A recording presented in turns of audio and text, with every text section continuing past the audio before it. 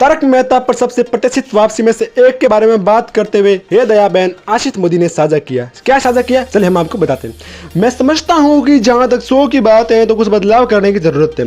दया भाभी एक ऐसा किरदार रहा है जिसे दर्शक भूल नहीं पाए, या किरदार पिछले 4 से 5 सालों से शो से गायब है, लेकिन वे अभी भी उसे शो में मिस करते हैं और इसे वापस चाहते हैं। लेकिन हमें यह समझना होगा कि दया भाभी का किरदार निभाने वाली दिशा वकानी पर नई जिम्मेदारियां हैं। मैं उनका बहुत सम्मान करता हूँ। कोविड के समय के दौरान मैंने उसके लौटने का इंतजार किया और मैं अभी भी इंतजार कर रहा हूँ और प्रार्थना कर रहा हूँ कि भगवान कुछ चमत्कार करे और वह शो में लौट आए। लेकिन अब वह शादीशुदा है और उसके 2 बच्चे हैं और उसके कंधों पर परिवार की जिम्मेदारियां हैं। फिलहाल वह अपनी पर्सनल लाइफ पर फोकस कर रही हैं। दर्शकों की तरह मैं भी उसे शो में वापस देखना चाहता हूँ, लेकिन अगर वह वापस नहीं आती हैं तो मैं आपसे वादा करता हूँ कि हमें एक नई दया भाभी मिलेगी। हमने कहानी में भी बदलाव किए, जिसमें जेठालाल पानी न पीने और खाना न खाने की कसम, तो फिर जेठालाल का क्या होगा?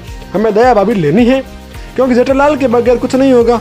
अगर हमें बदलाव करने की ज़रूरत है तो हम इसे करेंगे और नए पात्रों को भी लाएंगे, क्योंकि यह शो पिछले 15 सालों से चल रहा है, इसलिए बदलाव अनिवार्य है। सबसे लंबे समय तक चलने वाले इस सिटकॉम के निर्माता आशिष मोदी ने साझा किया कि उनके अभी भी दिशा वकानी के साथ पारिवारिक संबंध हैं और उनके बीच कोई बुरा खून नहीं है। दिशा वकानी ने चरित्र को जिया है, बस उसके बारे में सोचें। हमारे पास कोई नहीं है एक दूसरे के खिलाफ शिकायत या बुरा खून। हमारे एक दूसरे और उसके परिवार के साथ पारिवारिक संबंध है। मुझे लगता है कि वह भी उस चरित्र पर वापस लौटना चाहती होगी जिसे उसने विकसित किया है। लेकिन शादी और बच्चे के बाद कभी कभी लोगों के लिए प्राथमिकताएं बदल जाती हैं। वह कर रही हैं, वह क्या करना पसंद करती हैं।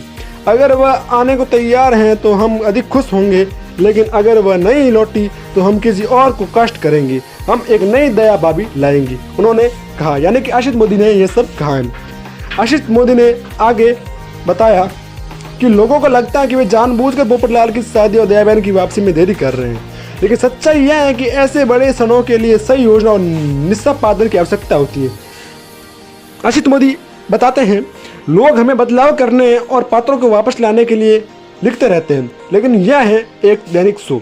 हमें कहानियों पर भी ध्यान केंद्रित करने की आवश्यकता होती है। हर चीज़ में समय लगता है, क्योंकि सही अभिनेता को कास्ट करना एक महत्वपूर्ण जिम्मेदारी होती है।